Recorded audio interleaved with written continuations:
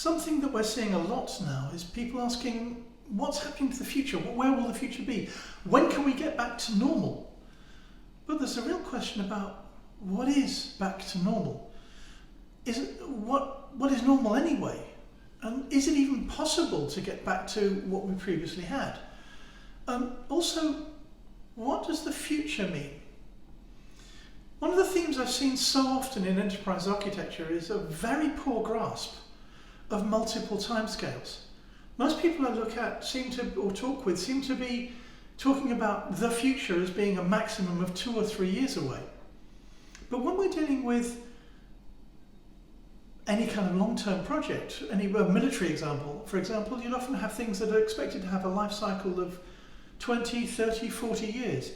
When you're dealing with healthcare, by definition, you're dealing with a lifetime of at least 100 years. If you're dealing with epidemiology, often a lot longer than that. With some aspects of civil engineering, you're certainly going to be dealing with at least 50 to 100 years, and often in cases well into the centuries. Parts of the London sewerage system are left over from Roman period 2,000 years ago. So we need to be thinking in terms of multiple timescales at the same time. So we're talking about futures, not just future, the future. So often we're going to need to add to enterprise architecture a lot of the formal disciplines of futures or strategic foresight. It's not about prediction, like a lot of people seem to be thinking in terms of the idea of as is versus to be. We predict the to be. It doesn't work that way. The only time when the future is known is when it's actually the now. When it ceases to be the future. Up until then, there's always uncertainty. So futures is actually a plural, not a singular. It's not the future, but futures. That distinction is really important when we start to make sense of where we're going with after coronavirus, or even there's a high likelihood we will be with it now forever. What we need is a dynamic adaptation to an emerging future. Whatever the future emerges, we need to be able to adapt to it and adapt our work, our organisations, our business to it as we change that way.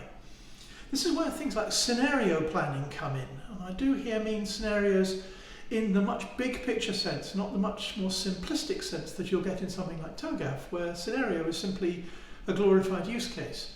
What I'm talking about is a scenario at a much larger scale, often global. And our business has to adapt to that. That's the kind of scenarios that we're dealing with now. Now, there are standard ways of looking at scenarios. We want to build a set of stories, effectively, about what the nature of the future will be, and how we need, then from there, how we need to react as each one of those options becomes more real.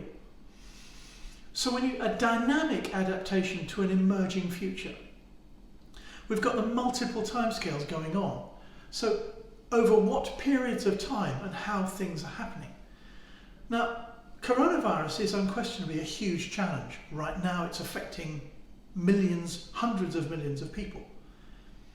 But these are still quite trivial challenges compared to what's coming up.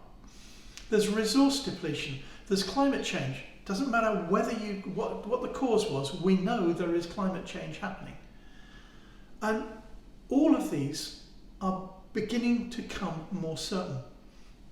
A lot of the economics assumptions, like the whole basis of globalization, of hyperglobalisation rather, where efficiency or effectiveness is gained by having something manufactured only in one place in the world and relying on global supply chains to cover the rest, may not work when you have no supply chain or when you've got breaks in your supply chain.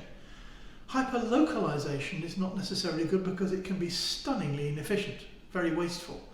So how do we now need to make that, in futures terms, problematic, in other words, something that is discussable.